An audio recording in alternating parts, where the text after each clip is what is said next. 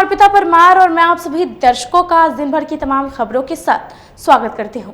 तो आइए बढ़ते हैं आज की मुख्य खबरों की ओर। हेडलाइंस के प्रायोजक हैं विकास कलेक्शन शोरूम। मिठनपुरा थाना क्षेत्र के रामबाग चौड़ी स्थित मंदिर में चोरी के आरोप में एक युवक को लोगों ने की बेरहमी से पिटाई। सकरा थाना की पुलिस ने विभिन्न क्षेत्रों में छापेमारी कर 9 अपराधी को हथियार के साथ किया गिरफ्तार। और श्रावणी मेला की तैयारी अंतिम चरण पर है, जिला प्रशासन ने झोंकी पूरी ताकत। तो ये थी आज की मुख्य खबरें और अब खबरें विस्तार से। सकरा थाना की पुलिस ने कई जगहों पर छापेमारी कर 9 शातिर अपराधियों को हथियार के साथ गिरफ्तार किया है। जिले के सकरा थाना की पुलिस ने अंतर जिला गिरोह के अपराधियों समेत 9 लुटेरों को आर्म्स के साथ गिरफ्तार किया है। इनके पास से 3 देसी कट्टा, 3 गोलियां, लूटी गई 2 बाइक और 10 मोबाइल बरामद हुआ है। ये सभी अपराध कर्मी हत्या, लूट समेत 1 दर्जन संगीन वारदात को अंजाम दे चुके हैं। इन लोगों ने मुख्य रूप से सकरा, मुशहरी और बलीगांव थाना क्षेत्र के टारगेट कर रखा है। पकड़े गए अपराधियों की पहचान वैशाली जिले के बलीगांव थाना के चंपापुर गांव के किराना व्यवसाय नंद किशोर शाह के पुत्र नितेश कुमार, अग्रैल खुर्द के सुंदरम कुमार उर्फ नन्हू, रवि कुमार, पातेपुर थाना के मालपुर का अभिनव कुमार, बलीगांव थाना के ख्वाजपुर का बबलू कुमार, अग्रैल डी का राजा कुमार, चंचल कुमार, सकरा थाना की गनीपुर भेजा का मुन्ना कुमार और अशोक कुमार शामिल है। उक्त बातों की जानकारी एसएसपी जयंतकांत ने प्रेस वार्ता कर दी। उन्होंने बताया कि गिरोह का सरगना किराना दुकानदार नंद किशोर शाह का बेटा नितेश कुमार है। वहीं रवि और सुंदरम चचेरे भाई हैं। इन सभी का आपराधिक इतिहास मिला है। इसी आधार पर जेल भेजने की कवायद की जा रही है। एसएसपी ने बताया कि उक्त अपराधी सकरा इलाके में लूटपाट करने की साजिश रच रहे थे। मुजफ्फरपुर पुलिस ने इंटर डिस्ट्रिक्ट में लूटपाट करने वाले एक बड़े अपराधी गिरोह के को अरेस्ट करने में सफलता प्राप्त की है। डीएसपी प्रोबेशनर जो कि एसएचओ सकरा हैं उनके और डीएसपी ईस्ट के साथ में एसएचओ सकरा को सूचना मिली कि कुछ अपराधी सकरा थाना क्षेत्र में इकट्ठा होकर लगातार लूट की घटनाओं को वारदात अंजाम दे रहे हैं। इस मामले में बनाई गई विशेष टीम ने मौका वारदात पर रेड की। रेड के दौरान 9 व्यक्तियों को अरेस्ट किया गया, जिनके पास से 3 कंट्रीमेड वेपन और लूटे गए अन्य सामान बरामद किए गए, जिसमें से 2 लूटी गई बाइक और 10 मोबाइल शामिल हैं। इस प्रकार जो लगातार इंसिडेंट हो रहे थे उस रूट पे, उसके रोकथाम में एक बड़ी सफलता मिली है। किस जिले के रहने वाले हैं? इसमें से सकरा थाना के और वैशाली के बलीगांव थाना क्षेत्र के रहने वाले ये अपराधी हैं। इसमें से अधिकतर अपराधी पहले भी जेल जा चुके हैं और पूर्व में भी इनके ऊपर लगभग आधा दर्जन से अधिक केसेस रहे हैं, जिसको अरेस्ट करने में पुलिस ने सफलता प्राप्त की है। कभी क्या क्या है? इन लोगों के पास से 3 कंट्रीमेड वेपन, 3 राउंड गोलियां, इसके अलावा जो पहले लूटी गई 2 बाइकें थीं उसको बरामद किया गया है और 10 मोबाइल बरामद किए गए हैं, जिसमें से पूछताछ में 2 मोबाइल का पहले लूट की घटनाओं में लूटे गए मोबाइल में रहे हैं, जिसको रिकवर किया गया है। अंतर जिला गिरोह के लोग ये डिस्ट्रिक्ट बॉर्डर है जो कि सकरा मुजफ्फरपुर का और वैशाली का बलीगांव थाना और पातेपुर थाना का डिस्ट्रिक्ट बॉर्डर है। ये लोग वहाँ पर इकट्ठा होते थे और उसके बाद में डिफरेंट रूट्स में जा कर के लगातार लूट की घटनाओं को अंजाम दे रहे थे और जिसको पुलिस ने अरेस्ट करने में सफलता मिली है। रामबाग चौड़ी स्थित मंदिर में चोरी के आरोप में एक युवक को लोगों ने तालिबानी फैसले सुनाते हुए बेरहमी से पिटाई की। मिठनपुरा थाना क्षेत्र के रामबाग इलाके में स्थित एक मंदिर में चोरी की नियत से घुसे आरोपी को भीड़ ने दबोच लिया। उसे बंधक बनाकर सैकड़ों डंडे बरसाए गए।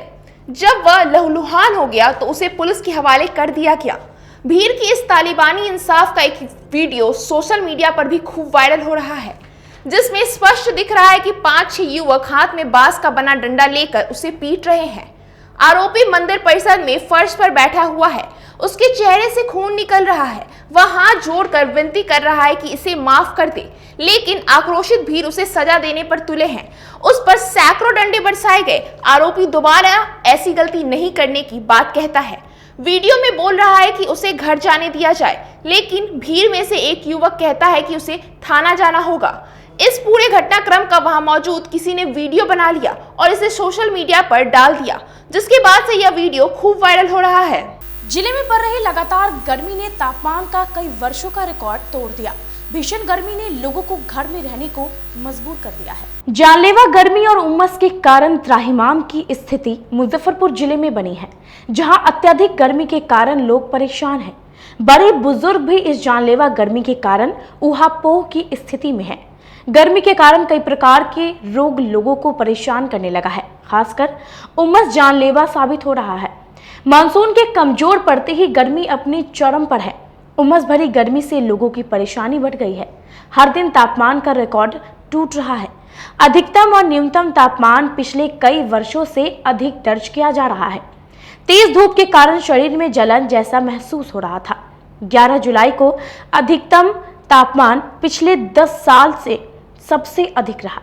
इससे पूर्व 2012 में ही दिन का तापमान 35.2 डिग्री था। वहीं न्यूनतम तापमान भी 4 साल में सबसे अधिक रहा।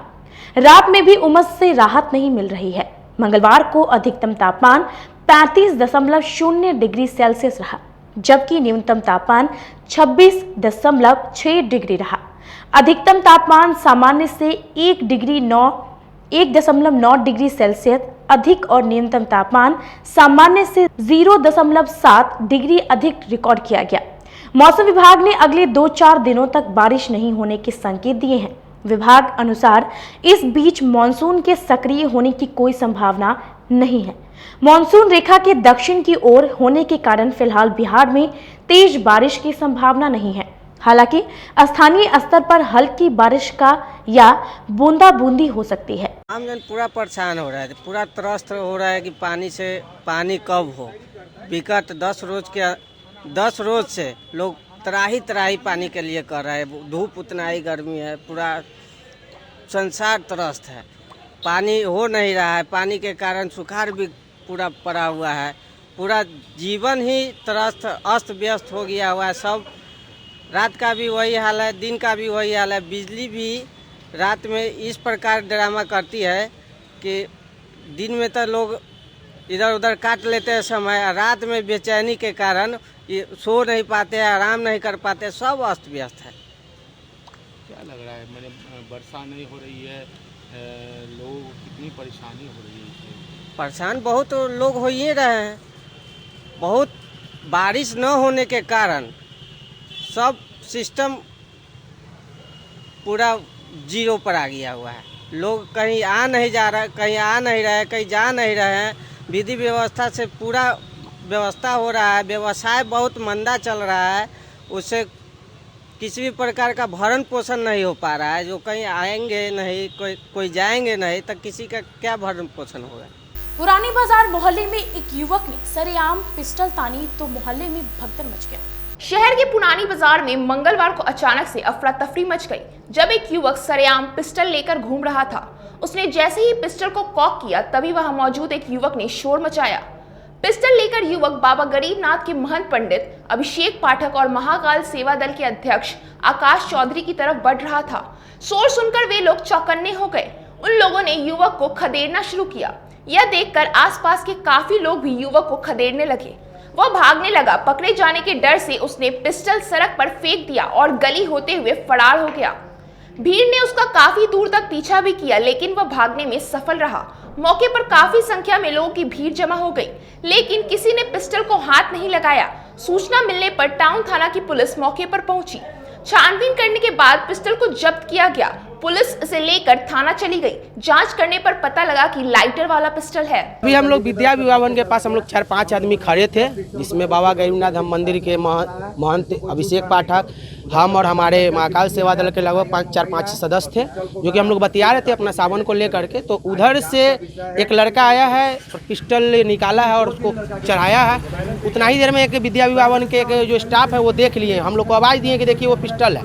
तो उसके बाद हम लोग जो दौड़े हैं उसके पीछे, तो वो रास्ता में फेंक करके पिस्टल को वो भाग गया ठीक मंदिर के सामने वाले गली में। अब उसके बाद प्रशासन आया है, पिस्टल को उठाया। प्रशासन बोल रहा है कि पिस्टल नकली है, वो तो जांच का विषय है। लड़का का उम्र क्या रहा होगा? ज़्यादा उम्र नहीं उसका, हमारे हिसाब से 20 से 22 साल, 20 से 22 साल, उससे ज़्यादा का उम्र नहीं होगा। जानते हैं? नहीं, हम लोग नहीं पहचानते, हम लोग तो दौड़े हैं उसके पीछे। यहाँ पे सीसीटीवी कैमरा लगा हुआ है, उसको जांच करवाया जाए। क्या लग रहा है कि किसको गोली मार हो सकता है हम थे, अभिषेक बाबा थे, हम लोग 5-7 लड़का थे, हम ही लोग वहाँ थे और दूसरा तीसरा कोई था नहीं। तो टारगेट आप लोग समझ सकते हैं किसका था।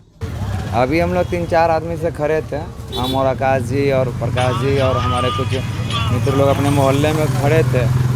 तो एकाएक आवाज़ आया, उधर से एक मित्र हमारे आए भवन से, बोल पैर से उछल नहीं सकते, थोड़ा डैमेज है पैर से।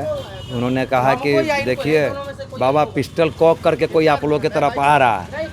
पहले बता दिए तो हम लोग सतर्क होके और इधर से हल्ला करना, चारों आदमी शुरू कर दिए, पकड़ो पकड़ो पकड़ो।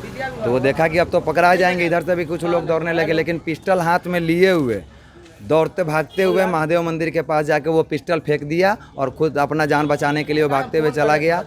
हम लोग रुक के और पिस्टल को छुए नहीं, ताकि प्रशासनिक मामला था, डर के मारे कोई आदमी हम लोग छुए नहीं। उधर से प्रशासन का गाड़ी लगभग आधा घंटा 20 मिनट के बाद आई और पिस्टल को उठाई, बोले कि ये नकली पिस्टल है, नकली पिस्टल है, और उठा के लेकर चली गई प्रशासन। आगे जांच का विषय है, प्रशासन जाने और यहाँ का सीसीटीवी फुटेज उठा के देखा जाए। लेकिन किसी न किसी को मारने का टारगेट उसका था, देखने से अब ये तो प्रशासन बता रही, लेकिन यहाँ जितने भी पब्लिक देखे हैं, एक भी पब्लिक ये नहीं कह रहे कि नकली और असली का पहचान हम लोग भी कर सकते हैं। बहुत लोगों के पास लाइसेंसी हम लोग भी देखे हैं, नकली का भी खिलौना देखते रहते हैं, बच्चों को खिलौना खरीदते रहते हैं। तो नकली और असली का पहचान तो है, इतना बाबा का कृपा है। किस जगह पे हुआ है ये आपको पूरा यहाँ से विद्या विवाह भवन के बगल से लेके और पुरानी बाजार सेंट्रल बैंक से पहले हुआ। बेला थाना क्षेत्र में आपसी विवाद को लेकर 2 दुकानदारों में भीषण मारपीट के दौरान हथियारों की हुई नुमाइश। बेला थाने के पास सड़क किनारे अतिक्रमण के आरोप को लेकर हुए विवाद में सोमवार की दोपहर फर्नीचर व फुटपाथी दुकानदारों के बीच भिड़ंत हो गई। दोनों पक्षों से जुटे लोगों ने एक दूसरे पर हमला कर दिया। इस दौरान एक फर्नीचर दुकानदार ने अपनी लाइसेंसी पिस्टल निकालकर दूसरे पक्ष पर तान दी। इसके बाद तनाव काफी बढ़ गया। काफी देर तक फर्नीचर दुकानदार पिस्टल लहराता रहा। इस दौरान मारपीट में दोनों पक्षों के 4 लोग जख्मी हो गए। घटना से मौके पर काफी देर तक अफरा तफरी रही। सूचना पर बेला थानेदार कुंदन कुमार सिंह मौके पर पहुंचे, दोनों पक्षों को शांत कराया। घटना को लेकर फुटपाथी दुकानदारों ने बेला थाने में लिखित शिकायत दी है। इसमें फर्नीचर दुकानदार पर गाली गलौज, मारपीट व पिस्टल तानकर गोली मारने की धमकी देने का आरोप लगाया है। थानेदार ने बताया कि पिछले कई दिनों से फुटपाथी व फर्नीचर दुकानदारों के बीच विवाद चल रहा था। वहीं फर्नीचर दुकानदार का आरोप है कि उसकी दुकान के सामने सड़क किनारे अतिक्रमण कर फुटपाथी दुकान लगा रखी है। इसको खाली कराने के लिए पूर्व में उसने सीओ व नगर आयुक्त को आवेदन दिया था। इसी आलोक में नगर निगम ने अतिक्रमण खाली करने के लिए फुटपाथी दुकानदारों को नोटिस दिया। नोटिस की बात सुनकर फुटपाथी दुकानदार आक्रोशित हो गए।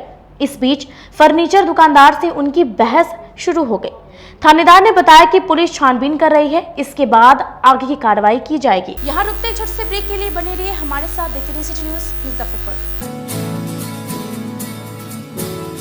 कहते हैं कि मंजिल उन्हीं को मिलती है जिनके सपनों में जान होती है। पंखों से कुछ नहीं होता, हौसलों से उड़ान होती है। तो अगर आप में भी है जज्बा कुछ कर दिखाने का, अगर आपके अंदर भी है एक जीनियस, अगर आप भी छूना चाहते हैं आसमान की ऊंचाइयों को, क्रैक करना चाहते हैं IIT JEE, AIIMS, NEET, NTSC, KVPY या फिर ओलंपियाड, तो आपके हौसलों को उड़ान देने के लिए है जीनियस क्लासेस। जी हाँ, सही सुना आपने, genius classes for IIT JEE, AIIMS, NEET, NTSC, KVPY, olympiad for 8th, 9th, 10th, 11th, 12th and target. अपने बेहतरीन सक्सेस रिकॉर्ड के साथ सफलता की नई ऊंचाइयां गढ़ रहा है जीनियस क्लासेस। तो my dear students, 8th, 9th, 10th, 11th, 12th and target के लिए नए बैचेस शुरू होने वाले हैं जीनियस क्लासेस में, जहां है separate hostel for boys and girls. जल्दी से पता नोट करें, genius classes, study centre, Pankaj market, Saraiyaganj, Muzaffarpur. अधिक जानकारी के लिए कॉल करें 7635091378 या फिर 7635091387 या फिर आप कॉल कर सकते हैं 7635091396 या 9006911690 पर या फिर 9128482268। Genius Classes. For more information, visit our website www.geniusclasses.in or email us on info@geniusclasses.in. Registrations are open and new batches are starting soon. Rush to genius classes, study centre Pankaj market, Saraiyaganj, Muzaffarpur. अपने सपनों की आशिया को दे एक नई पहचान माँ भवानी डेकोर प्राइवेट लिमिटेड के साथ, जो है ऑथराइज्ड डिस्ट्रीब्यूटर ऑफ कजारिया। देश की मिट्टी से बनी टाइल से देश को बनाते हैं। और जहां मिलती है सभी प्रकार के Indian and imported granite, marble, sanitary एवं कोटा स्टोन का अनोखा एवं आकर्षक संग्रह। माँ भवानी डेकोर प्राइवेट लिमिटेड मतलब a complete floor solutions. New 0 mile Dadar road, Muzaffarpur. Call 9934753111। आपका भरपूर प्यार और साथ मिलने के कारण ग्राहकों की सुविधा को देखते हुए नीलकमल का फैक्ट्री आउटलेट का दूसरा ब्रांच अखाड़ा घाट रोड KFC के सामने खुल गया है, जिसमें ग्राहकों को सभी प्रोडक्ट पर विशेष छूट दी जा रही है। वहीं नीलकमल का पहला branch Mithanpura Narayanpur road Vaishali management के सामने है, जो कि लगातार ग्राहकों की सेवा करता आ रहा है। उत्तर बिहार का पहला एक्सक्लूसिव शोरूम है, जहां ऑफिस फर्नीचर और होम फर्नीचर की सभी रेंज उपलब्ध है, तो एक बार सेवा करने का मौका जरूर दें। पहला ब्रांच मिठनपुरा नारायणपुर रोड और दूसरा ब्रांच अखाड़ा घाट रोड। हमारा मोबाइल नंबर है 9334900888 और 7004320580। नीलकमल का एक्सक्लूसिव शोरूम जो पहले से मिठनपुरा नारायणपुर रोड में अपोजिट वैशाली रूरल मैनेजमेंट में चला आ रहा है, वहाँ पे हमें आप लोगों का बहुत सारा प्यार मिला और इसीलिए हम लोगों ने अपना दूसरा ब्रांच सार्थक सेल्स एंड मार्केटिंग के जॉइंट वेंचर से अखाड़ा घाट रोड में KFC के सामने कृष्णा टॉकीज के बगल में सुविधा कॉम्प्लेक्स में हम लोगों ने खोला है, जो कि कंपनी का फैक्ट्री आउटलेट है, जहां नीलकमल के विस्तृत रेंज आपको 40% तक के डिस्काउंट पे मिलेंगे और मैट्रेस का भी एक विस्तृत रेंज है। और आप लोगों से निवेदन है कि एक बार आप पधारें। और इस दुकान की जो सबसे अच्छी विशेषता है कि उधार चालू है, तो HDFC और बजाज के माध्यम से आपको फिनांस की भी सुविधा है। आप अपने घरों को फिर से बहुत अच्छे से सजा सकते हैं। ST International School. If you want to give your child a strong foundation, the school of your dream. Play to 10th based on CBSE curriculum. हमारे यहाँ अनुभवी एवं प्रशिक्षित शिक्षकों द्वारा बच्चों के देखभाल के साथ स्मार्ट क्लास द्वारा शिक्षण की सुविधा है। कक्षा 1 से 10 तक कंप्यूटर की मुफ्त शिक्षा के अलावे छात्र एवं छात्राओं के संगीत तथा नृत्य की शिक्षा की भी व्यवस्था है। पूरा स्कूल CCTV कैमरे से लैस है। स्कूल में बच्चों का नामांकन फ्री किया गया है। हमारे यहाँ अपने बच्चों के उज्जवल भविष्य के लिए जरूर पधारें। हमारा पता है बांध road, Shekhpur, Akhara Ghat, Muzaffarpur. Our contact number is 8757652616 and 9955132616। हमारे स्कूल का कुछ मेन फीचर्स है, जैसे बच्चों की देखभाल करना। हमारे यहाँ पुस्तकालय वगैरह की पूरी अच्छी तरीके से व्यवस्था है। क्लासरूम सारा बना हुआ है, CCTV कैमरे से हमारा क्लासरूम डेकोरेटेड है। सिक्योरिटी के भी विजन से हमारा क्लासरूम बहुत प्रोटेक्टेड है। हमारे यहाँ जो भी शिक्षक शिक्षिकाएं आई हैं पढ़ाने के लिए, वो काफ़ी वेल एडुकेटेड हैं और वेल वर्स्ड भी हैं। हमारा विद्यालय भी चारों तरफ से बना हुआ है। हमारे यहाँ लैब बहुत अच्छे से बना हुआ है। कंप्यूटर की फ्री शिक्षा हम इस बार इसको दे रहे हैं। हमारे यहाँ नामांकन प्रारंभ है। फैशन की दुनिया में कदम से कदम मिलाकर चलना चाहते हैं, वो भी कम बजट में, तो एक बार जरूर जाएं मोतीझील पूजा बाजार स्थित विकास कलेक्शन शोरूम में। यहाँ रेमन, पार्क, US पोलो, मुफ्ती शर्ट, ब्लैकबेरी के एक्सक्लूसिव रेंज उपलब्ध हैं। इसके अलावा सियाराम के कोट पैंट, ब्लेजर और शेरवानी भी उपलब्ध है। सभी ब्रांड में 1 पीस के खरीद पर 20% तथा 2 पीस के खरीद पर 30% की विशेष छूट दी गई है। तो हमारे यहाँ एक बार अवश्य पधारें। हमारा पता है विकास कलेक्शन BB कॉलेजिएट स्कूल के अपोजिट पूजा बाजार मोतीझील। हमारा संपर्क नंबर है 9835104722। हाँ, पहले आप लोग का नमस्कार। मेरे यहाँ विकास गारमेंट जो पूजा मार्केट मोती झील में है, लगन के शुभ अवसर के लिए कोट पैंट ब्लेजर, विंटर के जैकेट स्वेटर, मतलब सब चीज़, शेरवानी, अंडर गारमेंट, सारे चीज सब ब्रांड में, टी शर्ट भी सब वो है, और राउंड में टी शर्ट है, गोल गला में टी शर्ट है, सभी तरह का ब्रांड है। और सबसे अच्छा ये है कि हम ऑफर देते रहते हैं। अभी मोस्टली ब्रेक के बाद एक बार फिर से आप सभी दर्शकों का बहुत बहुत स्वागत है। तो आइए बढ़ते हैं अगली खबरों की ओर। लोगों को नशा से मुक्त कराने को लेकर खोली गई नशा मुक्ति केंद्र में लटका हुआ ताला सरकार की व्यवस्था पर मुंह चिढ़ा रही है। सरकार की अति महत्वाकांक्षी योजना शराबबंदी पर स्थानीय स्वास्थ्य विभाग के अधिकारी पलीता लगा रहे हैं। नशा मुक्ति से निदान के लिए खोले गए नशा मुक्ति केंद्र पर ताला लटका है, जहां अब कोरोना जांच केंद्र संचालित किया जा रहा है। तालाबंदी तब है जब जिले में नशा सेवन करने वाले की संख्या लगातार बढ़ रही है। नशा मुक्ति के निजी सेंटरों पर लोग फीस देकर इलाज करा रहे हैं, जबकि सरकारी सेंटर पर वातानुकूलित कक्ष, टीवी से लेकर सारी सुविधाएं रहते हुए भी वार्ड में ताला लगा दिया गया है। साथ ही आउटडोर को सेंटर से हटा दिया गया है। 1 माह पहले यहां चिकित्सक और कर्मियों की पदस्थापना की गई थी। अभी सबका ट्रांसफर अन्य जगहों पर कर दिया गया है। जिले में वर्ष 2016 में शराबबंदी से पहले 13,375 नशा प्रभावित व्यक्तियों की पहचान हुई थी, लेकिन विभाग ने इनकी सुध नहीं ली। पूर्व में सरकारी नशा मुक्ति केंद्र पर 24 घंटे जांच और इलाज की सुविधा थी। टीवी सेट, वातानुकूलित कक्ष, समय पर भोजन और काउंसलिंग की सुविधा बहाल थी। आज वार्ड में ताला लटका हुआ है। उसके बरामदे पर कोरोना जांच केंद्र चलाया जा रहा है।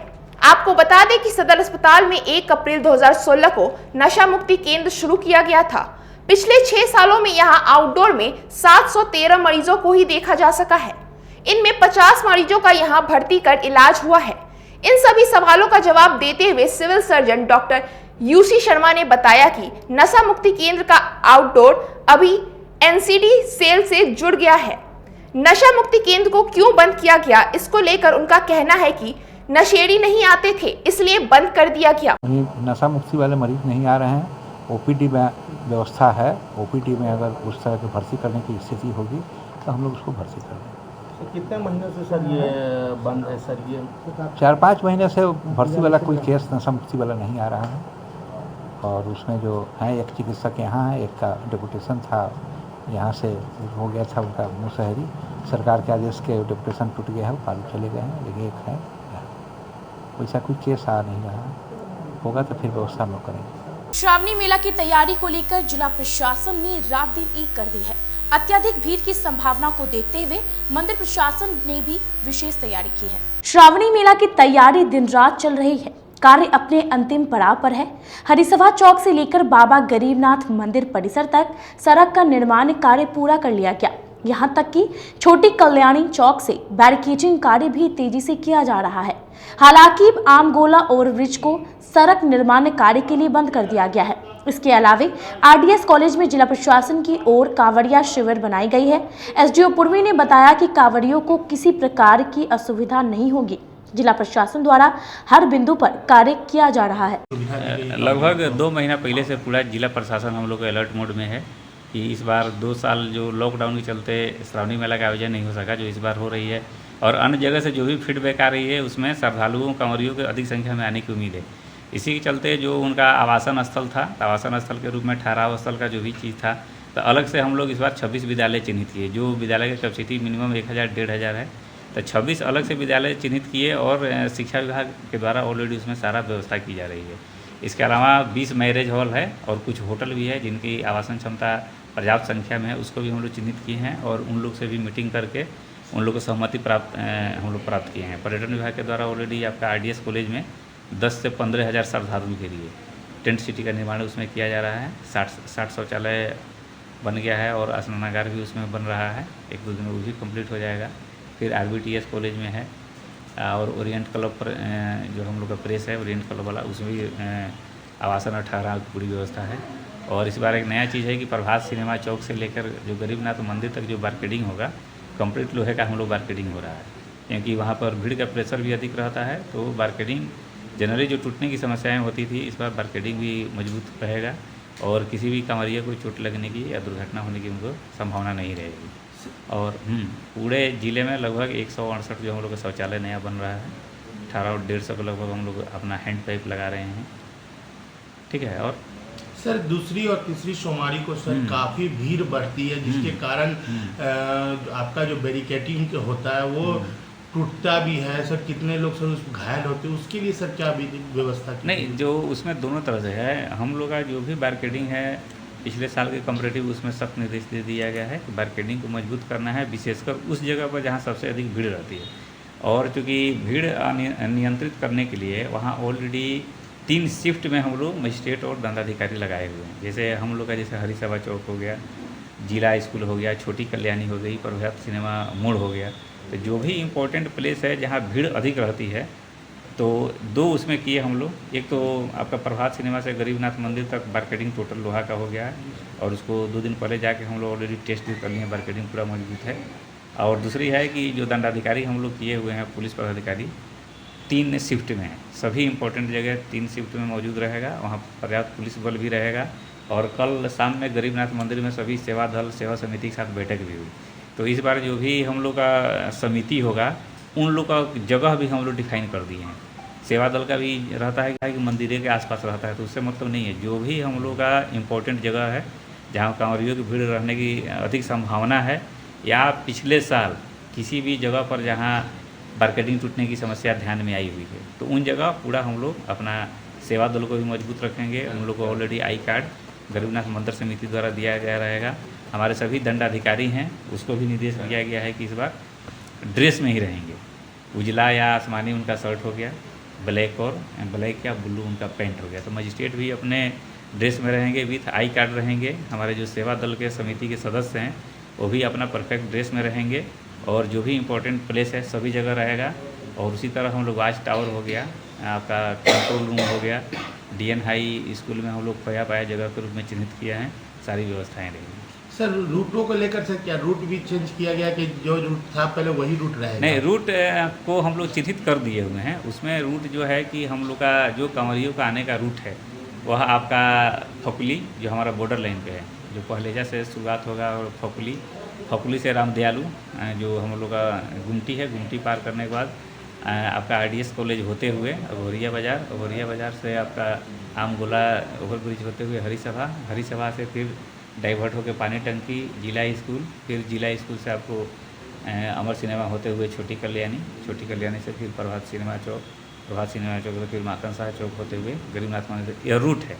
और उसमें शनिवार को 2 बजे से लेकर सोमवार के 2 बजे तक इस रूट पर हेवी वाहन, कोई भी 4 पहिया वाहन हो, यानी कि इमरजेंसी वाहन छोड़ के जो आपका अग्निशमन हो गया, मेडिकल एम्बुलेंस हो गया, प्रशासन गाड़ी छोड़ के बाकी जो है कि सब प्रतिबंधित रहेगा। उनके वैकल्पिक रूट की व्यवस्था निश्चित कर दी गई है। जैसे कोई भी अगर हाजीपुर साइड से आता है तो वहाँ ऑलरेडी उसको लालगंज वाला डायरेक्शन से जाना है। हाजीपुर एडमिनिस्ट्रेशन है, उससे भी हम लोग को बात हो गई है, और अपना जो लोकल है उसके अनुसार हम लोग रूट चार्ट को भी नोटिफाइड करा दी हैं। समस्तीपुर से आने वाली जितनी गाड़ियाँ हैं उसको काजी इंडा मोड़ से हम लोग आपका महुआ वाला रोड में डाइवर्ट कराएंगे। जो पश्चिमी पूर्वी चंपारण से आने वाली जितनी गाड़ियाँ हैं वो भगवानपुर से रेवा रोड होकर पटना जाएगी। समस्तीपुर से मोतिहारी जाने वाली जो भी गाड़ी है वो भाई भगवानपुर होते हुए अपना बैरिया होकर अपना चांदनी चौक होते हुए निकल जाएगा। सर डाक कंवरिया लोग के लिए सर क्या सुविधा दी गई है? सर डाक कंवरिया लोग इस बार हम लोग प्रयास कर रहे हैं कि जहाँ से पहलेजा से वो लोग जो जल उठाएंगे वहीं पर स्पेशल एक ईयर मार्क उनको दिया जा रहा है, चिन्हित किया जा रहा है। उनके लिए रबर बैंड या स्पेशल टैग की व्यवस्था की जा रही है कि वहाँ के प्रशासन के द्वारा उनको ऑलरेडी चिन्हित कर दिया जाएगा। तो जो हमारे पुलिस प्रशासन मजिस्ट्रेट रहेगा, दंडाधिकारी रहेंगे, सेवक दल रहेंगे। वहीं दूसरी ओर बाबा गरीबनाथ मंदिर न्यास समिति द्वारा भी सभी कार्यों को लेकर तेजी से पूरा किया गया। बाबा गरीबनाथ मंदिर के प्रधान पुजारी विनय पाठक ने बताया कि 2 वर्ष बाद यह श्रावणी मेला हो रहा है और इस बार अधिक भीड़ होने की संभावनाएं हैं। देखिए, इस बार पिछले साल की अपेक्षा का 2 साल कोरोना कारण बंद रहा है, तो पिछले साल की अपेक्षा भीड़ ज़्यादा होने की संभावना हम लोग व्यक्त कर रहे हैं। प्रशासन भी, जिला प्रशासन, पुलिस प्रशासन भी तैयार है और मंदिर प्रशासन पूरी तरह से तैयार है। पहले से सारा बिजली बत्ती का पूरा कार्य सफाई जगह जनरेटर वगैरह सब दुरुस्त किया जा रहा है। पूरा जो लाइन से सब जो जल चढ़ाना है उसको सब सही किया जा रहा है। अर्घा के माध्यम से रविवार को 9 बजे रात्रि से लेकर सोमवार को संध्या तक अर्घा के माध्यम से जल अर्पण होगा। बाबा के गर्भगृह में कोई नहीं जाएगा। जो भी लोग जल चढ़ाएंगे बाबा के मस्तक पर गिरेगा। उनका जल, फूल, बेलपत्र, प्रसाद जो भी बाबा के मस्तक पर गिरेगा और उसी माध्यम से लोग जल चढ़ाएंगे। फिर मंगलवार से बाबा के गर्भगृह में ही जलार्पण होगा।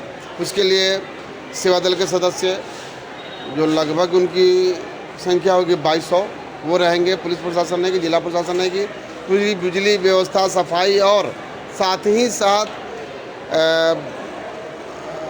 जो हॉस्पिटलाइजेशन होता है वो सारा चीज़ होगा। इस बार कांवड़िया का जो रूट दिया गया है वो रूट किस तरफ से रहेगा? पहले से ही जो रूट तय है वही रूट रहेगा। सो कोई बदलाव नहीं किया गया। हरिसभा चौक से घूम जाना है, जिला स्कूल जाना है और जिला स्कूल से छोटी कल्याणी चौक होते हुए बाबा के दरबार में आना है। कांवड़िया जिला स्कूल नहीं जाएंगे। जो डाक कंवरिया हैं, डाक कंवरिया जिला स्कूल नहीं जाएंगे, वो सीधे सीधे आ जाएंगे।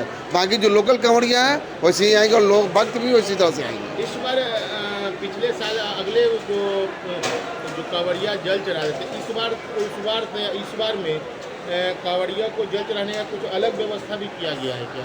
नहीं, देखिए व्यवस्था सिर्फ डाक कवर के लिए किया गया है। जो डाक कवर में होता क्या, जो लोग लोकल भी जो थे, चाहे जो बाइक से भी आते थे, वो डाक कवर करके घुस जाते थे। तो जो वास्तव में जो डाक कवरिया तो उनको बहुत दिक्कत होती थी उनका रूट देने में।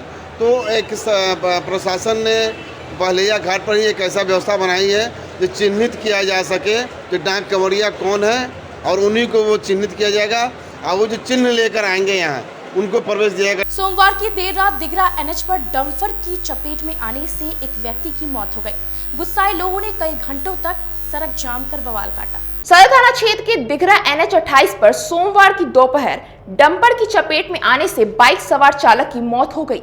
घटना के बाद चालक और खलासी डंपर को वहीं छोड़कर फरार हो गए। मृतक मनियारी थाना के चकमेहसी गांव निवासी मिथिलेश राय थे। जानकारी मिलने पर पहुंची सदर पुलिस के साथ सभी आक्रोशितों की जमकर कान्हासुनी हुई। हालांकि मुसहरी सीओ व थानेदार की पहल पर आक्रोशित शांत हुए। इसके बाद जाम हटाया गया। पुलिस ने शव को कब्जे में लेकर पोस्टमार्टम के लिए SKMCH भेज दिया है। गिट्टी लदे डंपर को भी पुलिस ने जब्त कर लिया है। बताया जा रहा है कि वे भी डंपर के चालक थे। पुलिस के अनुसार वे नारायणपुर से अपने घर जा रहे थे। इस बीच पीछे की ओर से आ रही डंपर ने उनकी बाइक को कुचल दिया। जानकारी मिलने पर मृतक के परिजनों व लोगों ने घटनास्थल पर पहुंच गए। मुआवजा की मांग को लेकर NH को 5 घंटे तक जाम कर दिया। इससे NH के दोनों तरफ वाहनों की लंबी कतार लग गई। आक्रोशित लोगों ने पुलिस और प्रशासन के खिलाफ जमकर हंगामा किया। ओवरलोड वाहनों पर कार्रवाई नहीं करने का आरोप लगाते हुए पुलिस के खिलाफ जमकर नारेबाजी की। जाम पार कर जाने वाले राहगीरों के साथ भी आक्रोशितों ने धक्का मुक्की की। इससे अफरा तफरी की स्थिति बन गई। थानेदार सत्येंद्र कुमार मिश्र ने बताया कि शव को पोस्टमार्टम के लिए भेजा गया है। डंपर को जब्त कर लिया गया है। गाड़ी नंबर के आधार पर चालक को चिन्हित करने की कवायद की जा रही है। ये घटना एक किसी डंपर वाहन से किसी मिथिलेश राय जो चकमेहसी के रहने वाले हैं, पूर्णी थाना क्षेत्र अंतर्गत ये ग्राम पड़ता है। वहाँ ये किसी आवश्यक कार्य कर बाइक से लौट रहे थे।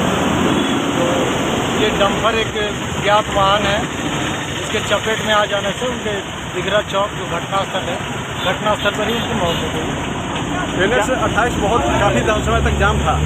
हाँ, ये ऐसी घटना के बाद थोड़ा सा परिजनों में आक्रोश रहता है, लेकिन फिर भी समझा बुझाकर परिजन भी मान गए, समझ बुझ गए और शांतिपूर्वक जाम को छुड़ा दिया गया। मुआवजा भी आश्वासन हो जाए। मुआवजा की राशि जो भी है प्रक्रिया वो तो मिलेगा ही और कुछ राशि उनको भी CO साहब के द्वारा दिया गया। डॉक्टर शिवदास पांडे की पुण्यतिथि पर श्रद्धांजलि सभा का आयोजन किया गया। मिठनपुरा स्थित निजी आवास पर डॉक्टर शिवदास पांडे विचार मंच द्वारा डॉक्टर शिवदास की दूसरी पुण्यतिथि पर श्रद्धांजलि सभा का आयोजन किया गया, जिसमें जिले के वरिष्ठ साहित्यकार और गण्यमान्य लोग शामिल हुए। सभी लोगों ने डॉक्टर शिवदास की तस्वीर पर पुष्प अर्पित कर भावभीनी श्रद्धांजलि दी। श्रद्धांजलि सभा को संबोधित करते हुए डॉक्टर महेंद्र मधुकर ने कहा कि डॉक्टर शिवदास पांडे की गीतों में प्रेम तत्व की प्रधानता है। यह प्रेम प्रणय से प्रणव तक की यात्रा है। एक प्रसिद्ध चर्चित साहित्यकार और कवि थे और विभिन्न प्रशासनिक पदों पर रह चुके थे। आज उनकी पुण्यतिथि है 12 जुलाई और मुख्य रूप से इन्होंने जो रचनाएं रची उनमें प्रेम गीत इनके ज़्यादा चर्चित हैं और इसके अतिरिक्त उन्होंने व्यंग्य गीतों की भी रचना की। दर्जनों से भी ज़्यादा इनकी पुस्तकें हैं किताबों की। उसके अतिरिक्त सबसे ज़्यादा चर्चित ये हुए अपने औपन्यासिक कृति के लिए। इनके 5 शास्त्रीय पात्रों पर लिखे गए उपन्यास गौतम गाथा, द्रोणाचार्य, शंकराचार्य, चाणक्य तुम लौट आओ और त्रिनाचिकेत। जो उनकी मृत्यु के बाद प्रकाशित हुई उसका लोकार्पण भी हुआ। लेकिन इन 5 औपन्यासिक कृतियों के माध्यम से इन्होंने अपना एक स्थान बनाया और आज चर्चित हैं। पूरे राष्ट्रीय स्तर पर इन्हें कई अवार्ड प्राप्त हुए हैं और इनके प्रेम गीतों को विशेषकर यहाँ के सभी सुधी जन याद करते हैं और गाते हैं। आज इनके गीतों को कई जगह गाया जा रहा है और कई गीत यहाँ पर गाने वालों में सिद्धि शंकर मिश्र जी हैं और उनके साथ हिमाचल जी हैं। इन लोगों ने कई गीतों को इनके ये भी किया है, रिकॉर्ड किया है।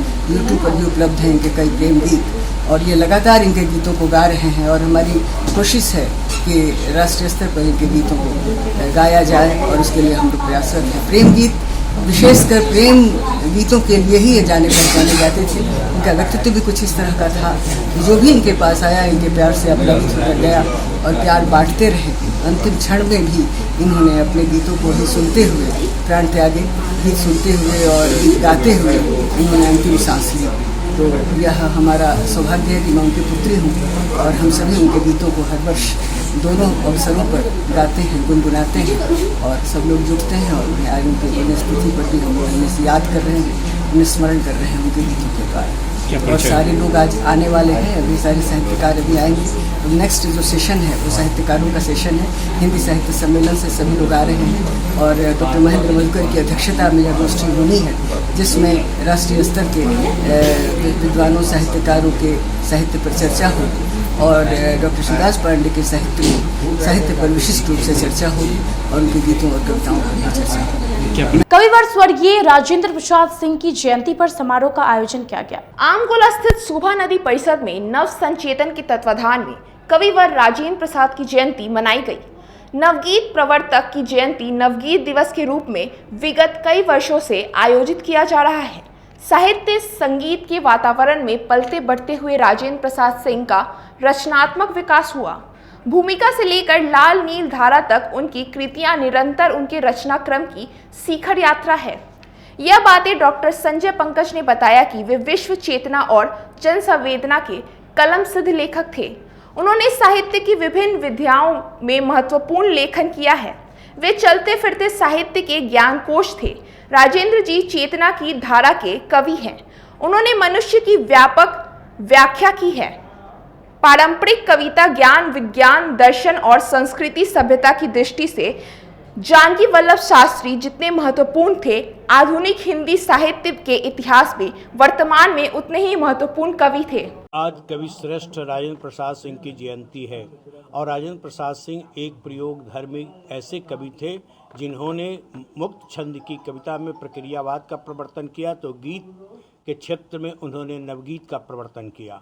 पहली बार 1958 में गीतांजलि संग्रह देते हुए उसी में नए गीत मिजाज, नई त्वरा, नई ऊर्जा, नई कौंध के गीतों को संग्रहित करते हुए नवगीत शब्द का उल्लेख किया और फिर नवगीत की प्रवृत्तियों को भी उन्होंने तय किया। 1958 के बाद नवगीत का जो मार्ग प्रशस्त हुआ, आज भी नवगीत पर विमर्श और बहस का दौर रुका नहीं है, बल्कि हिंदी काव्य साहित्य के इतिहास में इतने लंबे समय तक चलने वाला न तो कोई वाद है न ही कोई आंदोलन है और आज भी निरंतर नवगीत प्रमाण चढ़ रहा है। राजेंद्र प्रसाद सिंह केवल गीत के क्षेत्र में ही नहीं, आलोचना के क्षेत्र में और जब भी सोचते थे मौलिक सोचते थे। पहली कृति 20 वर्ष की अवस्था में भूमिका नाम से आती है और फिर लाल नीलधारा, संजीवन कहाँ, उजली कसौटी, शब्द यात्रा, प्रस्थान बिंदु, मादनी, दिग्बधू, लाल नीलधारा, सदी के इस छोर से, इस तरह से अनेक गीत और कविता के उनके संग्रह हैं। अमावस और जुगनू नाम से जो एक उपन्यास उनका आया जब ये 28 वर्ष के थे और राजकमल से जब उसका प्रकाशन हुआ, दीर्घकाय उपन्यास है, उसकी भी व्यापक और बृहद चर्चा चली। आलोचकों ने एक नए मिजाज के लेखन को देखा और उसका स्वागत किया। राजेंद्र प्रसाद सिंह बहस में भी विश्वास करते थे और बहस करते हुए अपने समय के साहित्य के अध्येताओं और साहित्य के आलोचकों से एक नया द्वार साहित्य लेखन का वे खोलने के लिए सबको विवश भी कर देते थे। राजेंद्र प्रसाद सिंह स्वयं भी कहते थे कि जैसे सांप अपने छोड़े हुए केंचुल में पुनः प्रवेश नहीं करता है, उसी तरह से मैं अपने लेखन में अपनी पुनरावृत्ति नहीं करता, अपने को दोहराता नहीं। उन्होंने समाजशास्त्रीय दृष्टिकोण से आलोचना के क्षेत्र में काम किया। साहित्य का समाजशास्त्र हो या फिर भारतीय संगीत का समाजशास्त्र हो, और साहित्य की पारिस्थितिकी लिखते हुए लोग सोच भी नहीं सकते हैं कि इकोलॉजी ऑफ लिटरेचर भी हो सकता है यह विज्ञान का विषय, लेकिन राजेंद्र प्रसाद सिंह वैश्विक स्तर पर सोचते थे और स्वयं के द्वारा अपनी कविताओं का अनुवाद किया और उसका प्रकाशन जब कनाडा से सो हियर आई स्टैंड नाम से हुआ तो विश्व कविता के बीच में भी उनकी गहरी पैठ हुई। कई भाषाओं के वक्ता भी थे, अध्येता भी थे और निरंतर लेखन भी करते रहे। आज के लिए बस इतना ही। कल फिर हाजिर होंगे कुछ नई खबरों के साथ। तब तक के लिए मुझे और मेरी पूरी न्यूज टीम को दीजिए इजाजत। नमस्कार।